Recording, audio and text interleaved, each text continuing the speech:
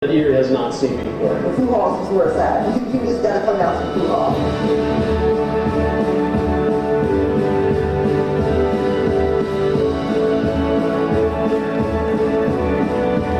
Who else want to bring a different aspect? No one wants to eat the same thing every day. The food hall gives you a different concept. You get to choose what you want to eat every day. You walk into a place, there's not just one vendor. You have 9 different vendors to choose from. So what better solution than that? The food hall. It's the place to be.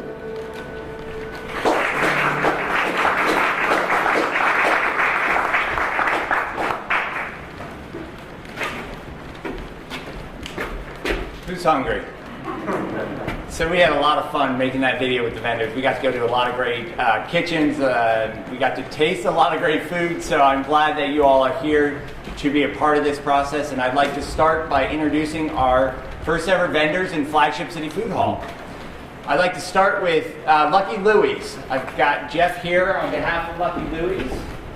Katie Schmidt, the owner, was not able to be here with us today, but we appreciate you being here. No problem. Thank you.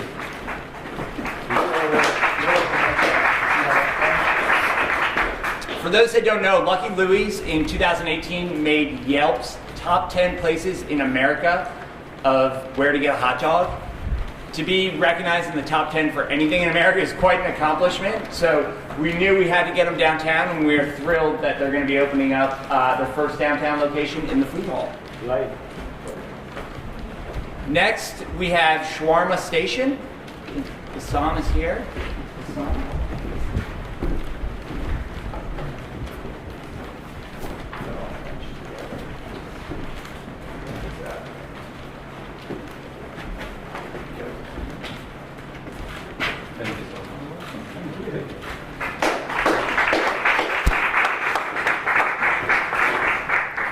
When we came up with the concept for the food hall, we were hoping that our food trucks would use this as an opportunity to come inside all year round. We have a lot of talented food trucks, a lot of great food trucks, and we are thrilled that we've got the best food truck serving the best Middle Eastern cuisine, and an all-around pretty talented person in Bassam decided to open up in the food hall. So thank you, Bassam. Thank you.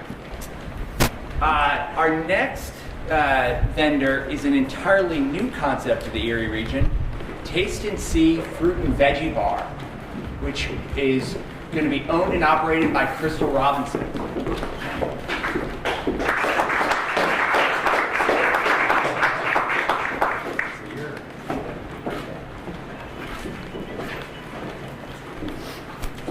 At the beginning of this open application process, we hoped that it would be an opportunity to uncover some new culinary talent in the community, and that's what we found in Crystal. Crystal had been looking some time, I think, for a place to open a fruit smoothie, salad, fresh, very healthy concept, and we were fortunate that she didn't find anything until she came and applied to the food hall. So we're excited to have her downtown, and also at the EDC, we've conducted over 1,000 surveys on what they want to see, what people want to see downtown. We've received a lot of responses that were interested in a vegan-friendly concept, and so we're thrilled that she'll be fitting that demand. So thank you, Crystal. And I will take a moment to acknowledge, I think I see Mayor Schember. Mayor Schember, thank you for being here.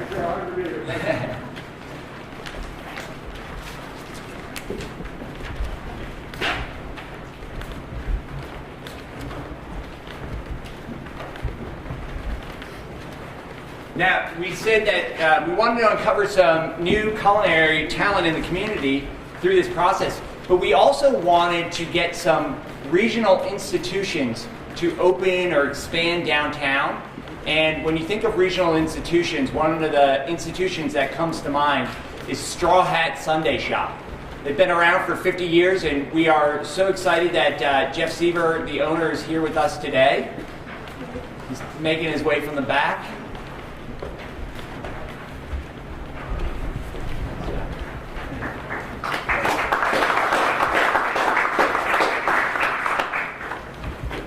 So Jeff, I think, is one of the, if not the only, establishment that's licensed to sell Penn State Quirky Creamery ice cream in the region.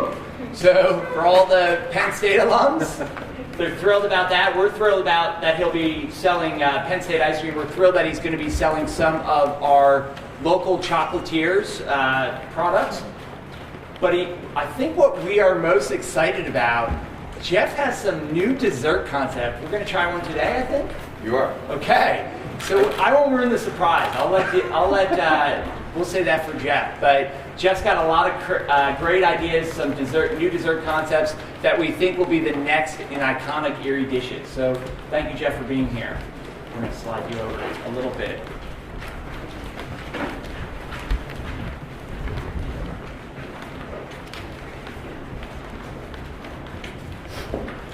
So as you can see here today, we've got some old historic buildings that create some challenges in terms of the design and layout.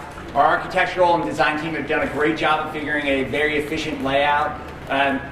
What we had through this process is we saw an opportunity for one operator to take on a few stalls. And so we were thrilled that our partners at Red Letter Hospitality submitted 3 new concepts that they are going to open and operate in the food hall. So they've got they've got an incredibly talented team at Red Letter, and they've got 3 of their top chefs here today, so I'm gonna have them come on up.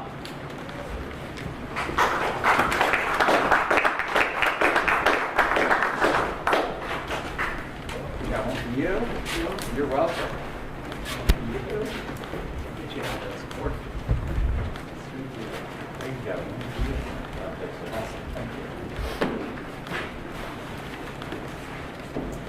So the concepts that they will be operating is a hand-tossed brick oven pizzeria, an artisanal taco and bowl stand, and an authentic delicatessen. So we got to sample some of their food throughout this process, and we are really excited to see what they bring to the food hall. So thank you guys for being here.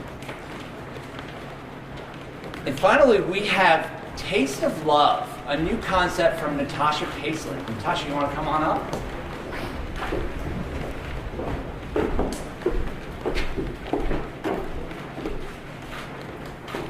So when I mentioned earlier, when we went through this process, for second round interviews, we required the vendors to bring in a sample of what might be on their menu.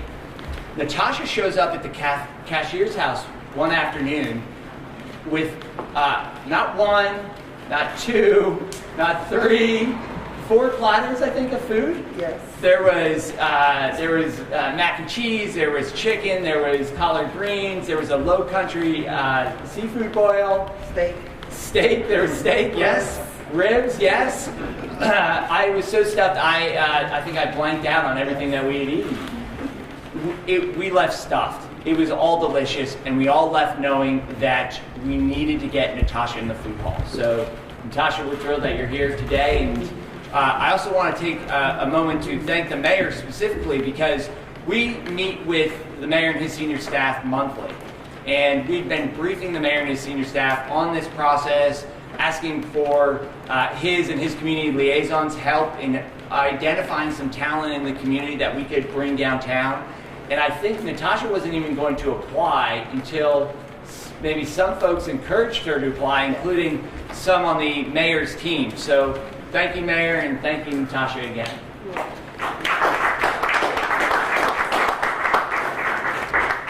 Now, if you're doing the math, you'll see up here we've got 8 vendors. And we mentioned that we have 9 vendor stalls in the food hall. So I have another exciting announcement today. Starting today, we are going to open applications for the final vendor spot. When we started this application process in January, we were living in a pre-COVID world. Over the last few months, all of us have been impacted by COVID, but maybe none more so than restaurateurs and chefs. We know that there's a lot of talented chefs and restaurateurs out in the community whose plans for the immediate future have been altered by COVID. So what we wanted to do in consultation with Red Letter is reserve 1 spot and leave that open and restart the application process. So if you know of anyone out there who is interested in joining this dynamic group, then go to flagshipcityfoodhall.com. Tell them to go to flagshipcityfoodhall.com, for information on the application process. Applications start today. We will accept applications until November 1st. We'll do interviews in November and December, and our plan is to hopefully make an announcement about that final vendor spot in the first quarter of next year. So again, great opportunity, and we are so thrilled about the team that we have here.